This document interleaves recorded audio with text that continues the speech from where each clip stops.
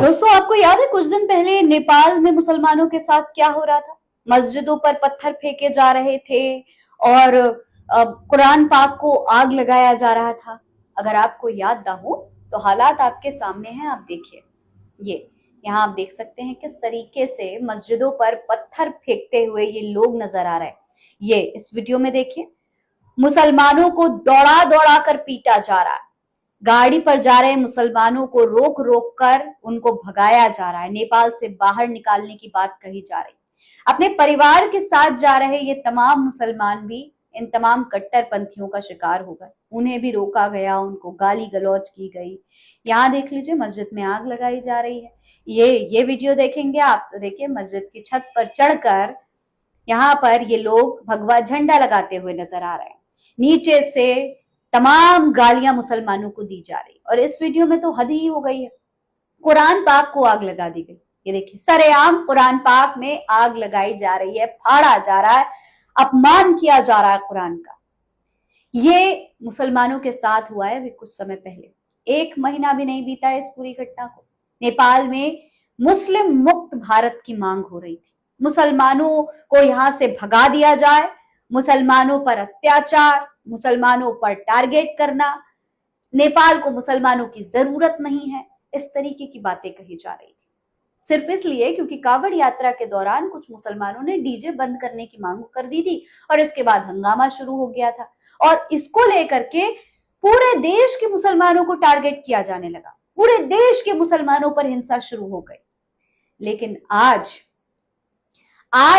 ये तमाम जो चीजें मुसलमानों के साथ हुई और सबसे बड़ी बात कुरान को जो आग लगाया गया, उसका कहर आज नेपाल में नजर आ रहा है। जी हाँ, लोगों का कहना है कि जब ऊपर वाला नाराज होता है तो किसी न किसी तरीके से अपनी नाराजगी जाहिर करता है, अपना गुस्सा जाहिर करता है। और आप सोचिए, जब कुरान जैसी किताब को, पाक किताब को आग लगाया गया हो, जिस जमीन पर कुरान को जलाया गया हो, वहां पर खुदा का कैसा कहर नजर आ सकता है। आपको अंदाजा भी नहीं होगा कि अल्लाह का किस तरीके का कहर होता है, कैसे अल्लाह अपना गुस्सा जाहिर करता है। और अगर अंदाजा नहीं है तो नेपाल की जो मौजूदा हालत है वो आप देख सकते हैं। ये तस्वीरें मौजूदा हालत बयां कर रही हैं नेपाल की।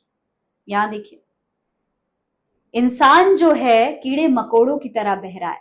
ना ये जो बाढ़ है, ना ये देख रही है कि कौन हिंदू है, कौन मुसलमान है, किसके यहाँ हनुमान चालीसा हो रही है, किसके यहाँ अजान दी जा रही है। ये बाढ़ एक साथ सबको अपने साथ बहा कर ले गई। ये है स्थिति इस वक्त नेपाल की।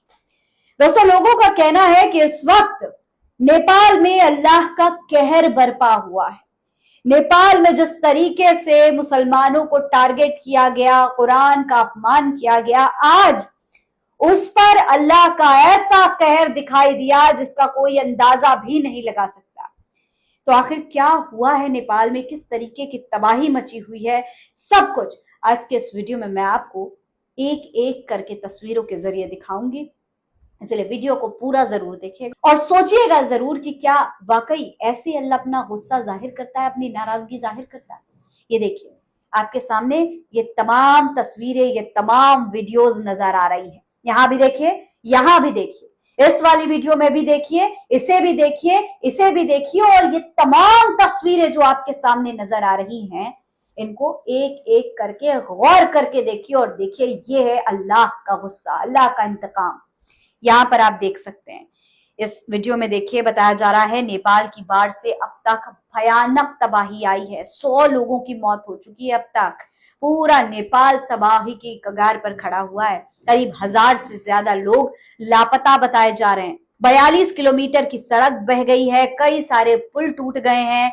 चीनी मीडिया के मुताबिक तिब्बत के गियरोग में 3 लोगों की मौत हुई है और 265 लोग लापता हैं। कैलाश मानसरोवर यात्रा पर गए 400 से ज्यादा लोगों से संपर्क टूट चुका है। इसके अलावा 9 बैंक बह गए हैं, 26 कर्मचारी लापता हैं। अनगिनत बिल्डिंग और गाड़ियां बह चुकी हैं, सब तबाह हो गया है। भारत और चीन दोनों ने नेपाल को मदद भेजी है। आप इस वीडियो में अंदाजा लगाइए देख करके कि क्या हालत होगा वहां के लोगों का, क्या किस तरीके से ये जो घर दिखाई दे रहे हैं, ऊपर से ये ड्रोन शॉट है और अगर आप देखें तो देखिए छोटे छोटे ये घर दिखाई दे रहे हैं एकदम माचिस की डिब्बी की तरह, और लग रहा है किसी ने पानी फेंका और सब कुछ बह गया, सब कुछ तबाह हो गया। ऊपर वाले के हाथ में सब कुछ है, वो जब चाहे जिसको चाहे अता कर सकता है और जब चाहे छीन सकता है, गुस्से में आकर सब कुछ बर्बाद कर सकता है, और वो तबाही, वो गुस्सा यहाँ नजर आ रहा है।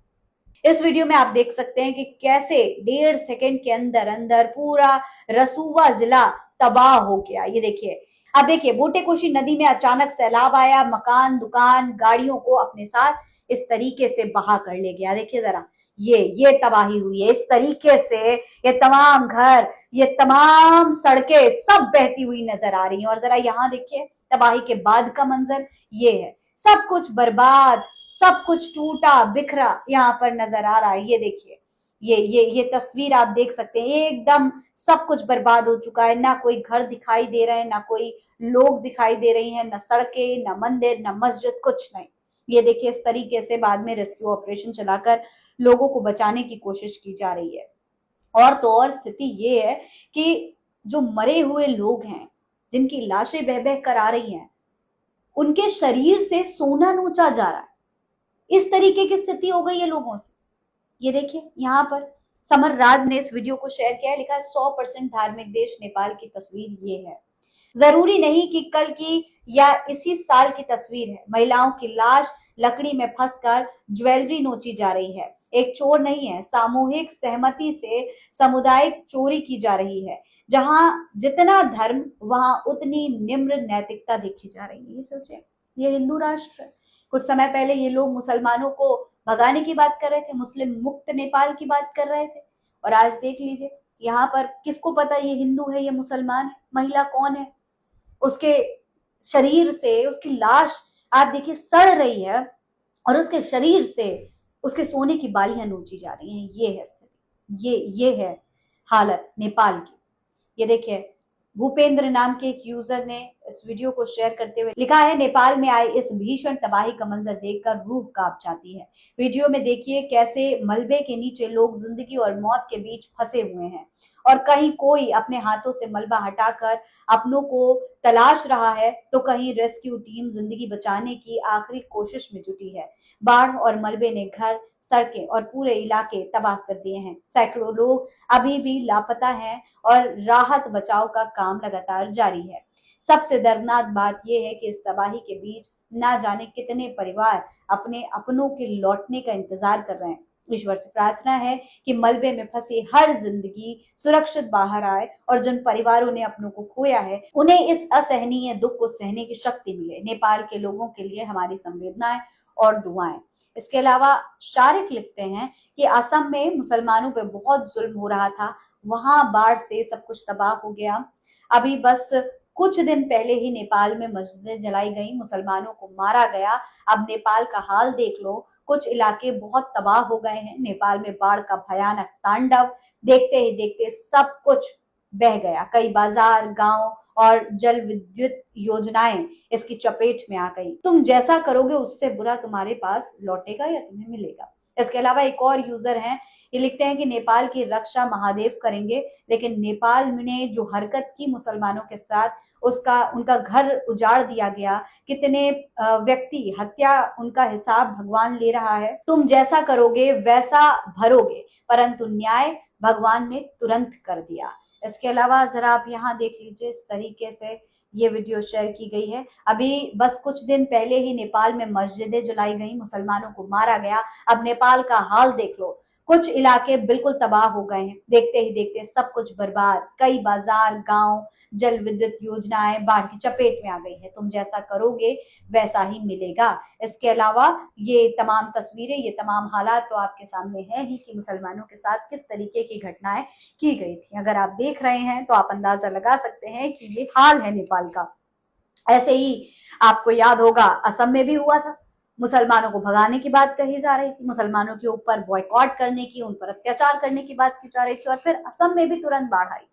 और अब नेपाल में तो जरा समय नहीं हुआ, 1 महीने से कम समय हुआ है और बाढ़ से सारा सब कुछ तबाह हो गया। दोस्तों, ऐसी स्थिति में सबके लिए संवेदनाएं हैं, सबके लिए दुआएं हैं, सबको सुरक्षित रखे ऊपर वाला, इनकी जो भी गलतियां हैं उनको माफ करे। लेकिन ये जरूर याद रखना चाहिए कि जब किसी का अपमान करोगे, जब ईश्वर की बनाई हुई इंसान का अपमान करोगे, मुसलमानों को इस तरीके से मारोगे, कुरान को जलाओगे, मस्जिदों को जलाओगे, अल्लाह के घर को जलाओगे, उस पर पत्थर फेंकोगे, तो अल्लाह का गुस्सा तो जाहिर तौर पर नजर आएगा। फिलहाल नेपाल के लिए सभी की दुआएं। इस पूरे मामले पर आप क्या कहेंगे, कमेंट बॉक्स में लिखकर हमें जरूर बताएं।